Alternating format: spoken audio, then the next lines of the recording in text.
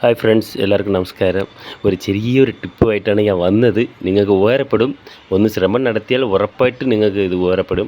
പല്ലുവേദന കൊണ്ട് ഒരുപാട് പേര് അവസ്ഥപ്പെടുന്നുണ്ട്. അതിന് അലോപ്പതിയോ ഒന്നും കാണിക്കാൻ നിൽക്കേണ്ട. നിങ്ങൾക്കറിയാവുന്ന ഈ വേപ്പമരം നിങ്ങൾക്കറിയാം. ആ വേപ്പില ഒരു 4-5 ഇല എടുത്ത് നല്ലവണ്ണം ആ വേദന ഉള്ള സ്ഥലത്ത് വെച്ച് നല്ലവണ്ണം ചവച്ചിട്ട് ആ ഉമിനീര് അതിനകത്ത് ഇറക്കുക. ഒരു 2-3 മണിക്കൂർ കഴിയുമ്പോഴേക്കും ആ വേദന ഏകദേശം മാറി തുടങ്ങും. കാരണം വെച്ചാൽ അതിനകത്തുള്ള ബാക്ടീരിയ എല്ലാം പുറത്തിറങ്ങും. ഇതിന് അത്രയ്ക്ക് ഔഷധം ഉള്ളതാണ്.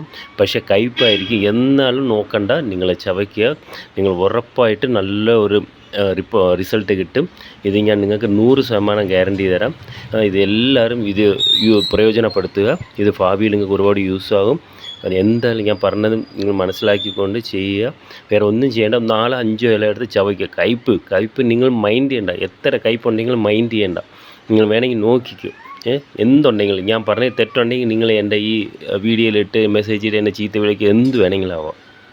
നിങ്ങൾക്ക് ഒരു മുതൽ മുടക്കേണ്ട കാര്യം വരുന്നില്ല.